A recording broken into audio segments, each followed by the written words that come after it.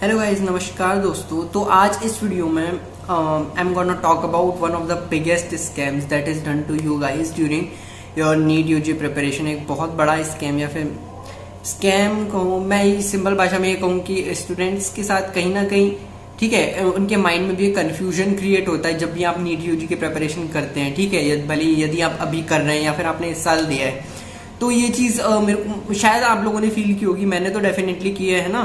Actually ये idea मेरे दिमाग में अभी रिसेंटली आया था। मैंने अपने अभी एक वीडियो बनाया था, उसमें मैंने डिस्कस किया था कि मैं थोड़े दिन पहले घर आ रहा था, तो मेरे को ट्रेन में एक बंदा मिला था। तो उसने इस साल 2021 में एग्जाम दी थी and he has got 570 marks, 570 या 75 मार्क्स थे उसके, जनरल कैटेगरी से था।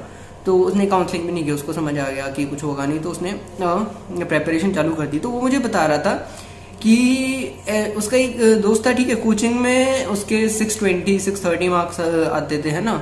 तो 650 तक आ जाते थे एलएन में।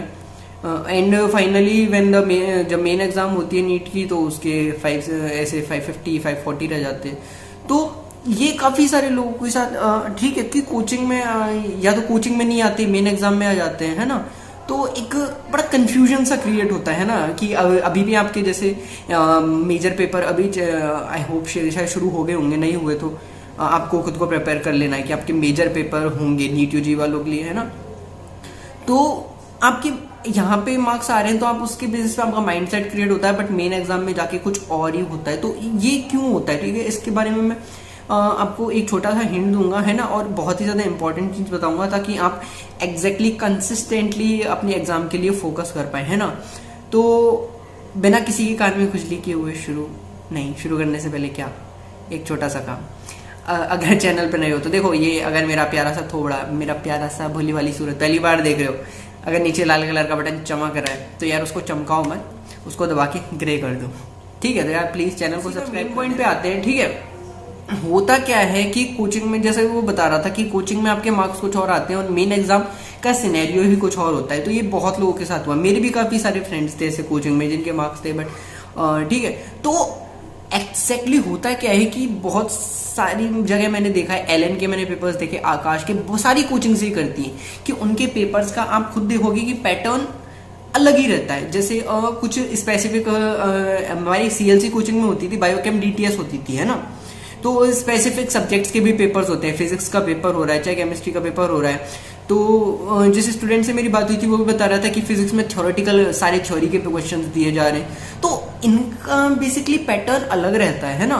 तो उसी की वजह से अगर आपके पेपरों में कम मार्क्स आते हैं तो स्टूडेंट्स का क्या होता है, फिर मॉरल डाउन हो जाता है। आपको लगता है कि मेरे तो 550 मार्क्स आ रहे हैं, 560 मार्क्स आ रहे हैं, मेरा इस साल नहीं होगा। तो ऐसा नहीं होता, है ना। अब होता क्या है कि देखो, आपको ये चीज़ समझनी चाहिए कि कोचिंग है, उनको तो अपनी मार्केटिंग करनी है, तो इसीलिए वो तो इनोवेशन करते जाते हैं, वो नए नए क्वेश्चन निकाल के जाते हैं, अलग अलग टाइप के क्वेश्चन। बट मेन चीज़ हमें ये समझनी है कि हम जो एग्जाम दे रहे हैं वो मेडिकल में एंट्रेंस के लिए है ना। हमारी खुद की सीएलसी में मैं जब पेपर देता था तो कभी कभार ऐसे होता था, अटपटे कुछ पेपर एकदम कोई मतलब ही नहीं है उनका, है ना। कुछ बच्चे रैंक आ रही हैं, जिनके रैंक आ रही है, मेरी भी कभी भी कभार आ जाती थी, मैं भी खुश हो जाता था, है ना। बाद में ये चीज़ समझ आई कि यार इसका कोई मतलब नहीं है अनटिल आपकी बेसिक्स क्लियर नहीं है ना। अगर आपके बेसिक्स क्लियर है तो फिर आप किसी भी टाइप के पेपर में, नीट में फिर आपका कैसा भी पेपर आ जाए, आप अच्छा स्कोर कर पाओगे। तो वही चीज़ मैं कह रहा हूँ कि, है ना, आपकी सबसे पहली चीज बेसिक्स क्लियर होने चाहिए। कोचिंग में ऐसे उल जुलूल पेपर सॉल्व करना, मैं ये नहीं कह रहा वो नहीं करने चाहिए उनमें, मैं ये नहीं कह रहा कि आपकी रैंक आ रही है तो बुरी बात है, रैंक आ रही है तो डेफिनेटली आप अपना एक टैलेंट होल्ड करते हो और आप सिलेक्शन के लिए एक अपना स्पेस भी होल्ड करते हो, अपने पोजीशन होल्ड करते हो, लेकिन बेसिक्स, अपने बेसिक्स पहले से क्लियर करके रखो, है ना। और उसके लिए मेन इंपॉर्टेंट काम आप क्या कर सकते हो, सबको पता है यार, एनसीईआरटी, चाहे बायोलॉजी हो, केमिस्ट्री में भी मैं लाइव स्ट्रीम कर रहा था तो भी मेरे से एक स्टूडेंट पूछ रहा था कि भैया केमिस्ट्री में एनसीईआरटी कितनी बार पढ़ूं, तो उसको भी मैंने सेम चीज़ दी कही, है ना। आपको भी बता रहा हूँ, ऑर्गेनिक केमिस्ट्री, और ठीक है, इनऑर्गेनिक में भले ही आप मत पढ़ो, है ना, या फिर एक बार रीडिंग मार लो। ऑर्गेनिक केमिस्ट्री में केमिस्ट्री की एनसीईआरटी की 4 से 5 रीडिंग तो आपको लगानी ही लगानी है, 4-5 रीडिंग में मिनिमम बता रहा हूँ, है ना, क्योंकि ऑर्गेनिक में बहुत ज़्यादा इंपॉर्टेंट हो जाता है। इनऑर्गेनिक में भी और ठीक है, इनऑर्गेनिक और फिजिकल में भी, इनऑर्गेनिक में तो आप क्वेश्चन सॉल्व करो, ठीक है, और बाकी हमको एक एक बार एनसीईआरटी पढ़नी पड़नी। और बायोकेम सॉरी क्या बोल रहा हूँ मैं, बायोलॉजी में तो आप ये मान लो एनसीईआरटी ही है, तो वहां पे बेसिक बनता है, ठीक है। इसके अलावा प्रीवियस ईयर क्वेश्चन, बस। तो ये दो बेसिक्स आपके क्लियर होने ही चाहिए, ठीक है। Previous year plus NCERT. Previous year के क्वेश्चन आप जितने उठा सको उठा लो, है ना। 25 साल के मार्केट में मिलते हैं, 30 साल के मिलते हैं, 40-50 साल जितने मिल सके उन सबको कर लो, क्योंकि वहां पे आपको पता चलेगा जैसे ही आप 2000 से पीछे जाओगे, है ना, सन 2000 से आप पीछे जाओगे, आपको उलझुल क्वेश्चन मिलने शुरू हो जाएंगे। मैंने खुद ने सॉल्व किए थे। तो मैंने क्या किया, सिंपल बस उनको अलग से नोटबुक में लिख लिया, क्योंकि जो क्वेश्चन अपनी एनसीईआरटी में नहीं है, पुरानी एनसीईआरटी में होते थे। जब पुरानी एनसीईआरटी चलती थी 1980-1990 वाली, उस टाइम जो भी बुक चलती थी तो उसमें वो चीजें मेंशन थी, अब नहीं है। बट क्वेश्चंस रिपीट होते हैं, आप देखोगे, है ना। तो ये चीज दिमाग में रहती है कि यार मेजर में पेपर में मेरे 540 आ रहे, 550 आ रहे, मॉरल डाउन होगा। बहुत सारे स्टूडेंट्स पूछते हुए भैया इस बार हो जाएगा, नहीं होगा।